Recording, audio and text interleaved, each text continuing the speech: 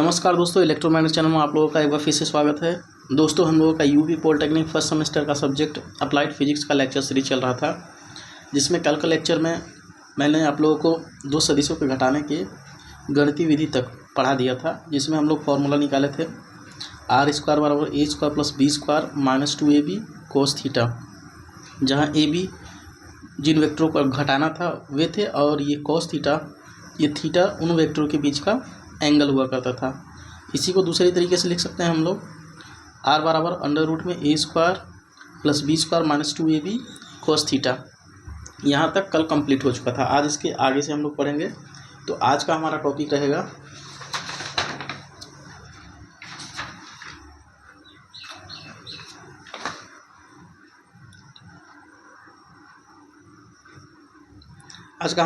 रहेगा सदिशों का गुणनफल, मल्टीप्लिकेशन ऑफ वेक्टर। तो सदिशों का गुणन दो तरीके से होता है दोस्तों। पहला सदिशों का अदिश गुणन और दूसरा है सदिशों का सदिश गुणन। अदिश गुणन को हम लोग डॉट गुणन या फिर अदिश गुणन तो जानते ही हैं, और सदिशों के सदिश गुणन को हम लोग क्रॉस गुणन भी कहते हैं। तो यहाँ इसका थ्योरी लिखा हुआ है, इसको देख लेते हैं। सदिशों का गुणन दो प्रकार से होता है। पहला है सदिशों का अदिश गुणन अथवा सदिशों का डॉट गुणन। अदिश गुणन या डॉट गुणन दोनों ही एक ही बातें हैं। दूसरा है सदिशों का सदिश गुणन अथवा सदिशों का क्रॉस गुणन। तो ये हो गया सदिशों के गुणन के दो तरीके। इसमें से हम लोग सबसे पहले पहला देखेंगे, सदिशों का अदिश गुणन अथवा सदिशों का डॉट गुणन। यदि दो सदिश a और b हैं और यदि इनके बीच का कोण थीटा है, तो इन सदिशों का अदिश या डॉट गुणन a डॉट b से दर्शाते हैं। यहाँ पॉइंट लिखा गया इसको डॉट बोलते हैं, ठीक। a डॉट b से दर्शाते हैं तथा इसका परिमाण दोनों सदिशों के परिमाणों तथा उनके बीच के कोण की कोज्या के बराबर होता है। अर्थात यदि वेक्टर a और वेक्टर b का डॉट गुणन किया जाए, यहाँ पर ये डॉट है, डॉट गुणन किया जाए तो इसका जो परिमाण आएगा, गुणन का परिमाण जो आएगा, यह वेक्टर a के परिमाण और वेक्टर b के परिमाण और उनके बीच की जो एंगल होगा उसकी कोज्या के गुणनफल के बराबर होगा। तो यहाँ देख सकते हैं आप, ये a जो है वेक्टर a का परिमाण है और b वेक्टर b का परिमाण है, और यहाँ पर थीटा जो है कॉस थीटा, ये थीटा क्या है, इन दोनों वेक्टर के बीच का एंगल है।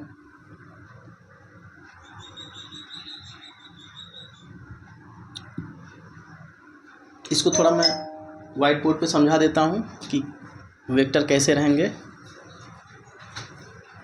देखिए, अगर कोई वेक्टर a है ये और दूसरा वेक्टर हमारा b वेक्टर है, इनके बीच का कोण क्या है, थीटा है, ये वेक्टर b है। देखिए, पीछे मैं बता चुका हूँ, किसी वेक्टर के परिमाण को या तो हम लोग मोड में उस वेक्टर को लिख के प्रदर्शित करते हैं। जैसे ये हमारा वेक्टर a है, इसका परिमाण मोड में वेक्टर a लिख देंगे तो यह इसके परिमाण को केवल प्रदर्शित करेगा, या इसी को हम लोग केवल a लिख देंगे तब भी यह वेक्टर a के परिमाण को प्रदर्शित करता है। इसी प्रकार v के लिए भी होता है। वेक्टर b को जब मोड में लिख देंगे, यह केवल इसके परिमाण को प्रदर्शित करेगा। लेकिन इससे आसान क्या होता है, इसको केवल b लिख दीजिए, तीर नहीं लगाना है, ऊपर में तीर नहीं लगाना। अगर तीर लगा देंगे तो वो वेक्टर v को प्रदर्शित करने लगेगा। अगर यहाँ पर वेक्टर a और वेक्टर b दिया हुआ, इनके बीच का एंगल दिया हुआ है, तो डॉट गुणन क्या होता है, डॉट गुणन को हम लोग लिखते हैं vector a dot vector b। तो दोनों सदिशों का परिमाण, a का परिमाण a होता है, b का परिमाण b होता है, ठीक। इसके बाद कॉस थीटा, ये कॉस थीटा क्या है, दोनों सदिशों के बीच का एंगल का कोज्या है। तो यह हमारा हो गया सदिशों का अदिश गुणन। अब इसके कुछ प्रॉपर्टीज होते हैं, मैं इन प्रॉपर्टीज को मैं बता दे रहा हूँ, जिनको देखिए यहाँ पर दिखाया गया सदिशों के अदिश गुणन के गुण। पहला प्रॉपर्टी है, अभी मैं यहाँ पर समझा दे रहा हूँ, उसके बाद आप लोगों को थ्योरी दिखा दूंगा।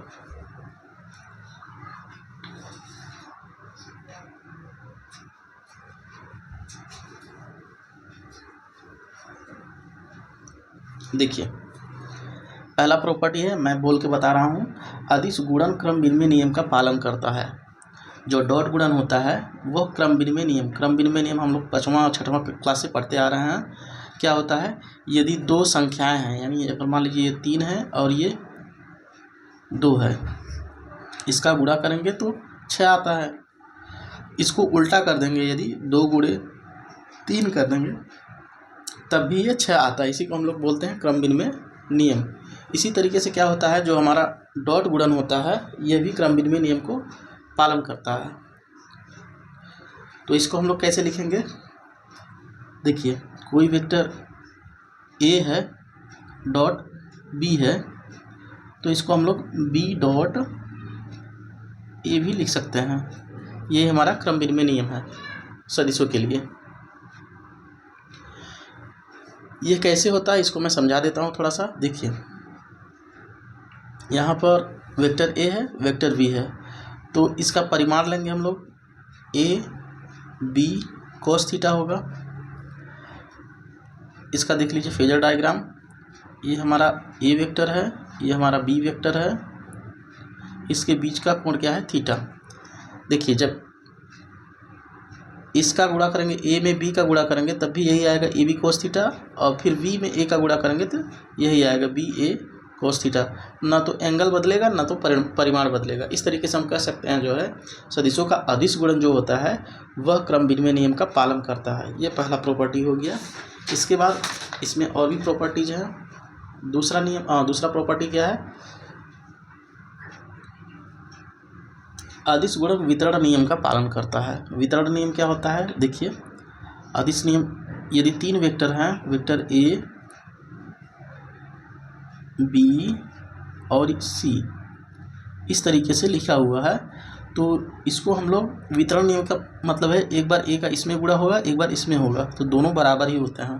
देखिए वेक्टर ए डॉट, यहाँ डॉट रहेगा, वेक्टर बी इस प्लस, बीच में प्लस है, vector a dot vector c, ये हमारा वितरण नियम हो गया। तो जो दो सदिश का डॉट गुणन होता है वह वितरण नियम का भी पालन करता है। ये दूसरा प्रॉपर्टी हो गया। इसके बाद हमारा तीसरा प्रॉपर्टी है, यदि सदिश ए तथा बी समांतर सदिश हैं तो इनका डॉट गुणन क्या होता है, ए बी होता है। समांतर सदिश हम लोग पढ़ चुके हैं डेफिनेशन। समांतर सदिश क्या होता है, यदि सदिश ए और सदिश बी, थोड़ा इसको छोटा कर लेते हैं, यदि सदिश ए है सदिश बी है, ये आपस में समांतर हो, इनका परिमाण जरूरी नहीं है कि बराबर हो, ये केवल आपस में समांतर हैं, तो इन्हें हम लोग क्या बोलते हैं, समांतर सदिश बोलते हैं। तो इनका जो डॉट गुणन होता है इनके परिमाण के गुणन के बराबर होता है। कैसे होता है इसको मैं दिखा देता हूँ आप लोगों को। देखिए डॉट गुणन ए डॉट बी बराबर क्या होता है, ए बी cos थीटा होता है। तो ए का परिमाण ए रहेगा, बी का परिमाण बी रहेगा, और cos थीटा का वैल्यू क्या रहेगा समांतर सदिशों के लिए। मैंने बताया था जब समांतर सदिश मैं पढ़ा रहा था उसी समय बताया था कि दो समांतर सदिशों के बीच का जो कोण होता है वो कितना होता है, 0 डिग्री होता है। तो यहाँ हम लोग 0 रखेंगे, तो ये हमारा हो जाएगा ए बी cos 0 का मान कितना होता है, 1 होता है। इसको जब गुणा करेंगे तो ए बी आएगा। तो यही प्रॉपर्टी था तीसरा कि दो समांतर सदिशों का जो गुणन होता है वह उसके परिमाण के गुणन के बराबर होता है। डॉट गुणन, क्रॉस गुणन का यहाँ बात नहीं हो रहा है, डॉट गुणन की बात हो रही है। इसके बाद चौथा प्रॉपर्टी क्या है, स्वगुणन या समान सदिशों का अदिश गुणन उस सदिश के परिमाण का वर्ग होता है। देखिए स्वगुणन या समान सदिशों का अदिश गुणन उस सदिश के परिमाण का वर्ग होता है। स्वगुणन का अर्थ होता है उसी सदिश का उसी सदिश में जो है गुणा किया जाए, डॉट गुणन। देखिए जैसे कोई वेक्टर ए है और इसी का वेक्टर ए में ही डॉट गुणन किया जाए, ये डॉट हो गया हमारा, तो क्या होगा, ए का परिमाण फिर से ए का परिमाण cos थीटा।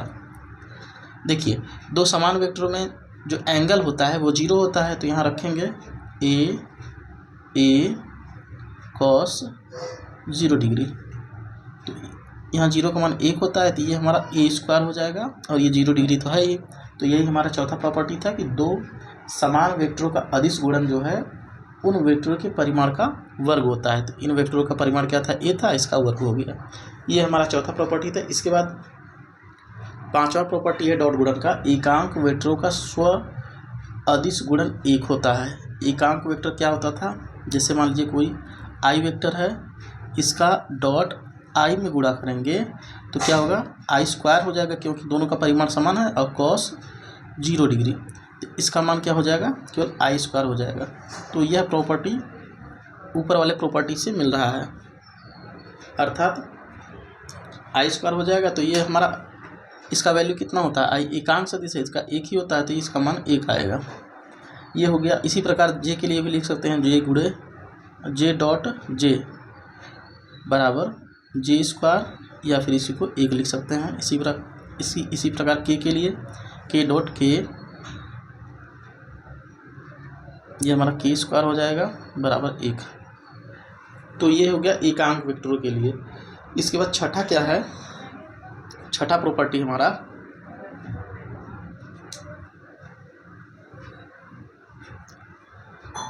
देखिए, छठा प्रॉपर्टी है दो लंबवत सदिशों का अदिश गुणन 0 होता है। देखिए, यदि वेक्टर ए, ये वेक्टर ए है और ये वेक्टर बी है, इनके बीच का एंगल क्या है, 90 डिग्री है, यानी दो लंबवत सदिशों का गुणन 0 होता है। इसको हमको सिद्ध करना है, ये हमारा छठा प्रॉपर्टी है। तो इसको हम लोग ए डॉट गुणन की बात हो रही है, ए डॉट बी बराबर यहाँ लिखेंगे तो यह क्या होता है, ए बी दोनों सदिशों का परिमाण और उनके बीच का जो कोण होगा उसकी कोज्या, कोस 90 डिग्री। तो यहाँ पर रखेंगे तो ये हमारा ए बी आ जाएगा, और कोस 90 का मान कितना होता है, 0। तो इसका टोटल मान क्या हो जाएगा, 0। इससे सिद्ध होता है कि दो लंबवत सदिशों का अदिश गुणन सदैव 0 होता है। इसके बाद सातवां सबसे लास्ट प्रॉपर्टी क्या है, दो लंबवत एकांक सदिशों का अदिश गुणन 0 होता है। देखिए, अभी हम लोगों ने देखा एकांक सदिशों का स्वगुणन 1 होता था। जैसे आई में डॉट करते थे आई, तो ये हमारा 1 आता था। जे में डॉट करते थे जे का, तो ये हमारा जे कैप, आई कैप ये था, ये जे कैप का, जे कैप में गुणा करते थे 1।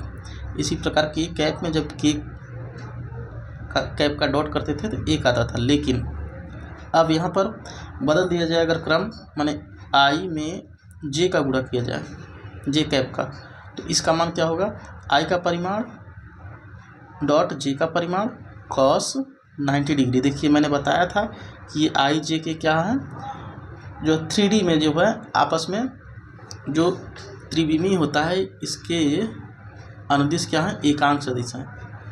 देखिए, ये हो गया एक्स अक्ष के लंबवत क्या होता था, एकांक सदिश आई होता था, और वाई अक्ष के अनुदिश क्या होता था, जे होता था, जे कैप के कैप होता था जेड अक्ष के अनुदिश एकांक सदिश। ये आपस में तीनों लंबवत होते थे। तो यहाँ पर जब 90 डिग्री रखेंगे आई और जे के बीच, देखिए आई और जे के बीच एंगल क्या है, 90 डिग्री। तो जब रखेंगे तो यहाँ पर हमारा 0 आ जाएगा। इसी प्रकार जे और के का जब गुणा करेंगे डॉट में, जे और के का जब गुणा करेंगे डॉट में 0 आ जाएगा। इसी प्रकार के और आई का जब डॉट में गुणा करेंगे तब भी ये 0 आएगा। तो ये हमारे अदिश गुणन के प्रॉपर्टीज़ हैं। इनका उपयोग हम लोग न्यूमेरिकल में अच्छे से करके दिखाएंगे। अब इसका मैं थ्योरी आप लोगों को दिखा देता हूँ। थ्योरी आप लोग लिख लीजिएगा। देखिए, ये रहा हमारा थ्योरी, जिसमें पहला दिया हुआ जो मैंने बताया था कि अदिश गुणन क्रम विनिमय नियम का पालन करता है। अर्थात यदि ए डॉट बी है तो इसको हम लोग बी डॉट ए भी लिख सकते हैं। इसमें कोई फर्क नहीं पड़ेगा, दोनों का वैल्यू भी ए बी कॉस थीटा के बराबर होता है। और दूसरा प्रॉपर्टी है अदिश गुणन वितरण नियम का पालन करता है। वितरण नियम क्या होता है, देखिए, दो कोष्टक में दो सदिश का योग रहेगा, उसके बाद तीसरा सदिश रहेगा। यहाँ ए का जब बी में गुणा करेंगे तो इसको ए डॉट बी लिख सकते हैं, वेक्टर ए डॉट बी। इसके बाद फिर से ए का सी में गुणा करेंगे तो वेक्टर ए डॉट सी होता है। इस तरीके से अदिश गुणन क्या होता है, वितरण नियम का पालन करता है। इसके बाद तीसरा प्रॉपर्टी क्या था यदि सदिश ए तथा सदिश बी समांतर सदिश हैं तो इनका डॉट गुणन ए बी होता है। मैंने दिखाया था ए और बी अगर समांतर हैं तो इनके बीच का एंगल क्या होता है, 0 डिग्री होता है, जिससे इसका परिमाण केवल आएगा ए बी। चौथा प्रॉपर्टी है स्वगुणन या समान सदिशों का अदिश गुणन उस सदिश के परिमाण का वर्ग होता है। इसको भी मैंने यहाँ करके दिखाया है और व्हाइट बोर्ड पर भी मैंने करके दिखा दिया था। तो यहाँ vector a dot vector A लिखेंगे तो इसका वैल्यू आएगा ए स्क्वायर। और पांचवा प्रॉपर्टी है एकांक वेक्टरों का स्व अदिश गुणन 1 होता है। देखिए यदि समान एकांक वेक्टर हैं, यहाँ लिख देना चाहिए था समान एकांक वेक्टरों का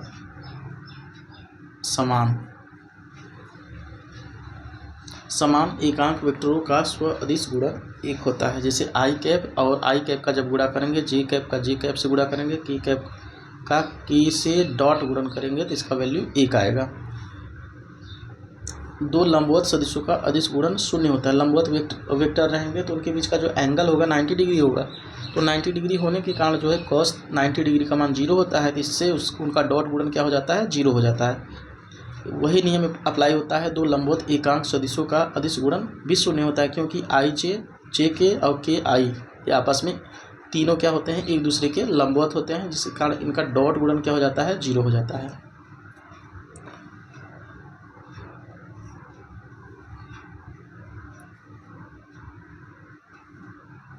देखिए डॉट गुणन हमारा यहाँ पर ए बी कोस थीटा था। अभी मैं सदिशों का वियोजन पढ़ाऊँगा लास्ट में, तब आप लोगों को जो है इसके बारे में फिर से इसका डेफिनेशन दूंगा। इसको आप लोग याद रखिएगा कि हमारा अदिश गुणन क्या होता है, वेक्टर ए वेक्टर बी के परिमाण और उसके बीच की कोज्या का गुणनफल होता है। अब अगला दूसरा टाइप हमारा था जो सदिशों के गुणन का, दूसरा था सदिशों का सदिश गुणन या फिर क्रॉस गुणन। तो ये क्या होता है इसको देखते हैं। दो सदिशों का सदिश अथवा क्रॉस गुणनफल दोनों सदिशों के परिमाणों तथा उनके बीच के कोण की ज्या के गुणनफल के बराबर होता है। अदिश गुणन क्या था, उनके परिमाणों और उनके बीच के कोण की कोज्या के गुणनफल के बराबर था, और यहाँ पर क्या होता है, ज्या के गुणनफल के बराबर होता है। देखिए इसको हम लोग कैसे डिनोट करते हैं, ए क्रॉस बी से डिनोट करते हैं, वहाँ डॉट लिखते थे, यहाँ क्रॉस लिखेंगे। देखिए यहाँ क्रॉस से लिखेंगे, और जो इसका परिमाण आएगा वह भी सदिश होता है, जिसकी दिशा क्या होती है, इन दोनों सदिशों के लंबवत होती है, जिसे एन कैप से प्रदर्शित किया जाता है। देखिए यहाँ लिखा हुआ है ज्या के गुणनफल के बराबर होता है यदि ए तथा बी के बीच का कोण थीटा हो तो ए और बी का सदिश गुणन ए क्रॉस बी से लिखते हैं, और इसका परिमाण क्या होता है, a b sine theta n cap होता है। एन कैप क्या होता है अभी मैं क्लियर कर दे रहा हूँ। देखिए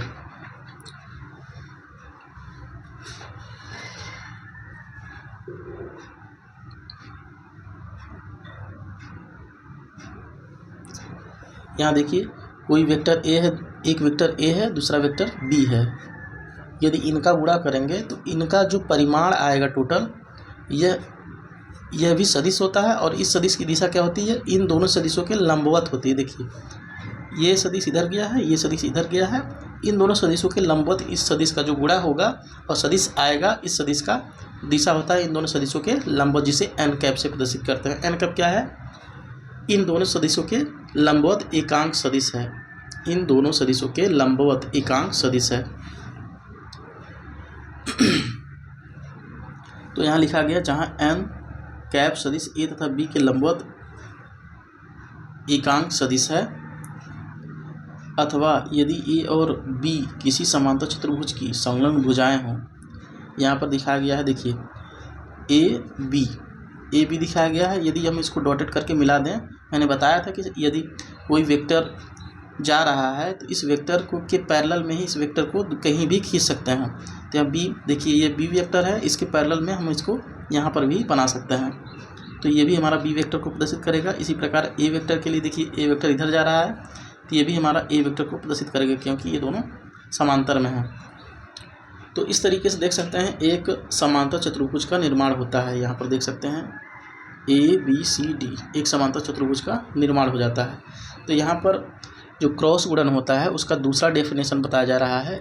तो इसको हम लोग दूसरे तरीके से कैसे लिख सकते हैं, यदि ए और बी किसी समांतर चतुर्भुज की संलग्न भुजाएं हों, संलग्न मतलब दोनों एक दूसरे से जुड़ी हुई हैं, ए और बी किसी समांतर चतुर्भुज की संलग्न भुजाएं हैं और उनके बीच का कोण थीटा है, यहाँ इनके बीच का कोण थीटा है, तो समांतर चतुर्भुज का क्षेत्रफल, जो क्षेत्रफल होगा इस समांतर चतुर्भुज का ए क्रॉस बी के गुणनफल के बराबर होगा। यानी किसी समांतर चतुर्भुज का क्षेत्रफल क्या होता है, समांतर चतुर्भुज के भुजाओं द्वारा प्रदर्शित सदिशों के सदिश गुणन के बराबर होता है।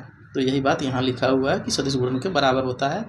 अतः ए बी सी डी समांतर चतुर्भुज का क्षेत्रफल क्या होगा, ए बी साइन थीटा होता। आप देखिए जब 5वां 6वां क्लास में पढ़े होंगे समांतर चतुर्भुज का नियम, समांतर चतुर्भुज का क्षेत्रफल निकालना, तो समांतर चतुर्भुज का क्षेत्रफल यही होता था, ए बी साइन थीटा ही होता था।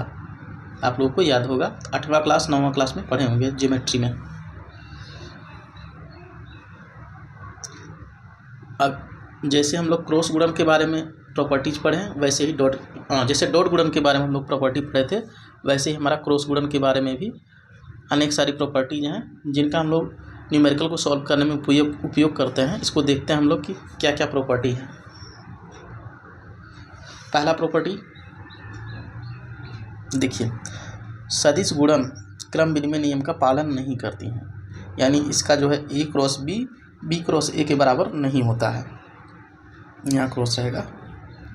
और डॉट गुणन में क्या होता था, a dot b b dot a के बराबर होता था, लेकिन यहाँ पर थोड़ा उल्टा है, A cross B B cross A के बराबर नहीं होगा सदिश गुणन के अंतर्गत। दूसरा प्रॉपर्टी क्या है, सदिश गुणन वितरण नियम का पालन करता है, यानी जो वितरण नियम था ए क्रॉस कोष्टक में बी प्लस सी हुआ करता था, डॉट भी पालन करता है वितरण नियम का और क्रॉस भी वितरण नियम का पालन करता है। ये दूसरा प्रॉपर्टी हो गया। इसके बाद हमारा अगला प्रॉपर्टी है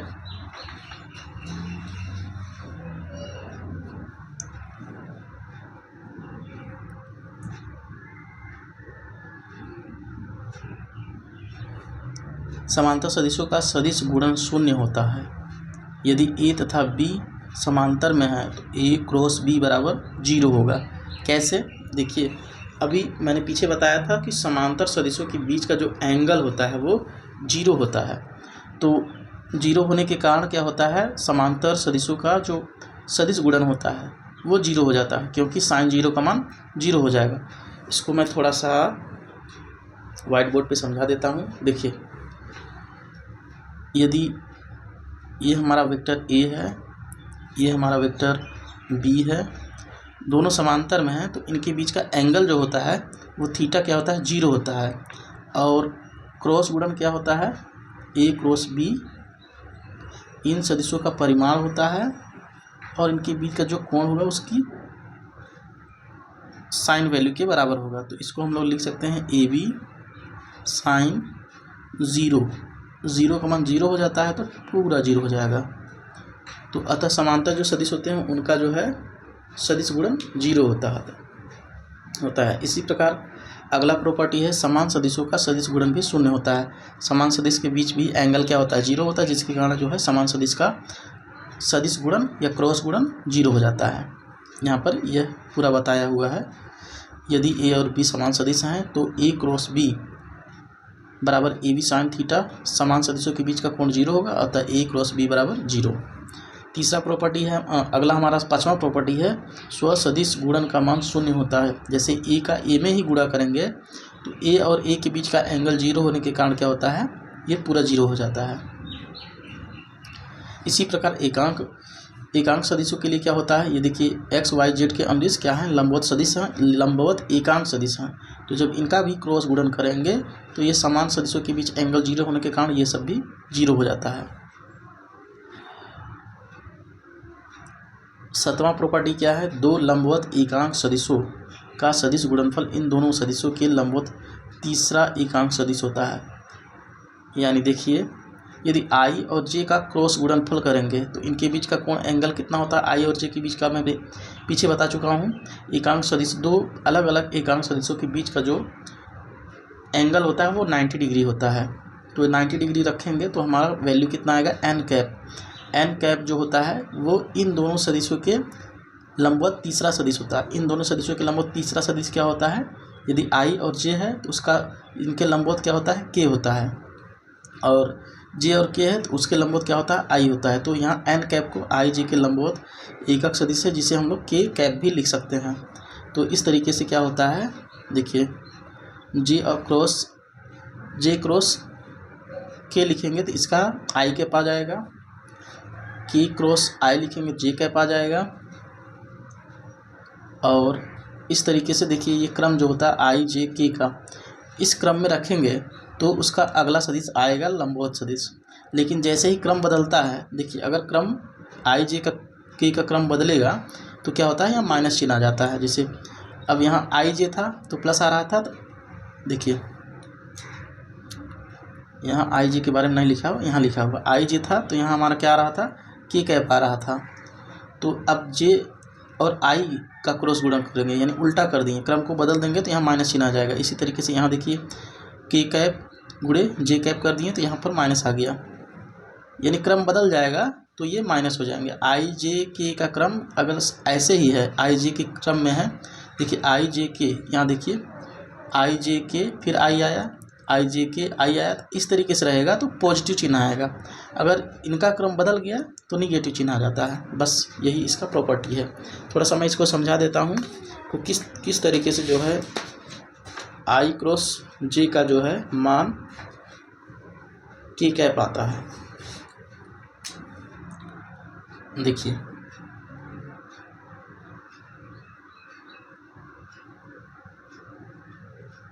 ये हमारा x अक्ष हो गया, ये हमारा y अक्ष हो गया, ये हमारा z अक्ष हो गया। तो इन सदिशों की जो है लंबवत एकक सदिश क्या होता था, ये हमारा i कैप होता था, ये हमारा j कैप होता था और ये हमारा k कैप होता था। ठीक, अब बोला जा रहा है कि और i और j का जब गुणा करेंगे, i cap cross j cap, जब इनका सदिश गुणन करेंगे तो देखिए i का वैल्यू i रहेगा, j का वैल्यू j रहेगा और साइन 90 डिग्री, इनके बीच का एंगल कितना है, 90 डिग्री। और n कैप यही हमारा जो सदिश गुणन था, यही नियम था।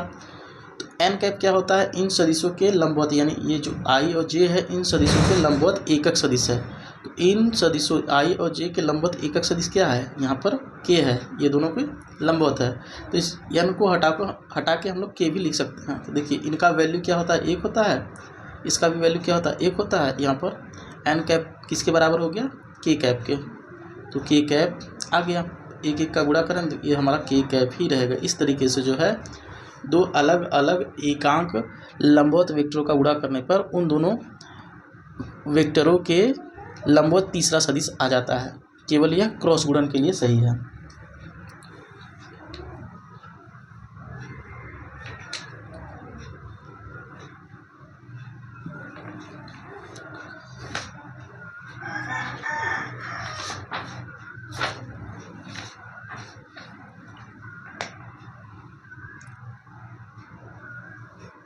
यहाँ देखिए आप लोगों को थोड़ा सा कम समझ में आ रहा होगा सदिशों के गुणन के बारे में, लेकिन जब हम इसको न्यूमेरिकल से सॉल्व करेंगे तो पूरी तरीके से मैं क्लियर कर दूंगा, आप लोगों को थोड़ा अच्छे से समझा दूंगा।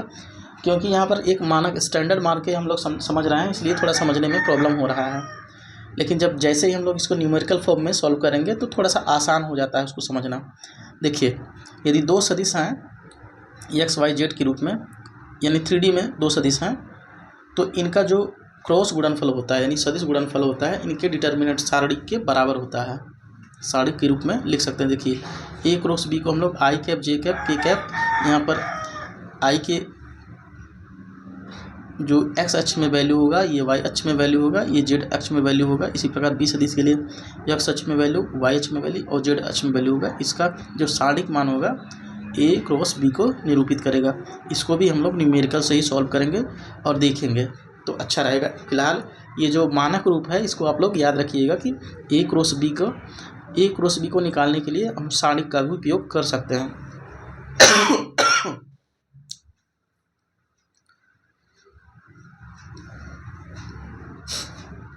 इसके बाद हमारा सबसे लास्ट टॉपिक है सदिशों का वियोजन। इसको हम लोग कल के लेक्चर में देखेंगे। आज के लिए फ़िलहाल इतना ही। यदि ये वीडियो लेक्चर आप लोगों को अच्छा लगा है तो चैनल को लाइक करें, सब्सक्राइब करें और अपने दोस्तों में भी शेयर करें। और किसी प्रकार का कोई क्वेरी हो तो आप लोग कमेंट बॉक्स में लिख सकते हैं। धन्यवाद।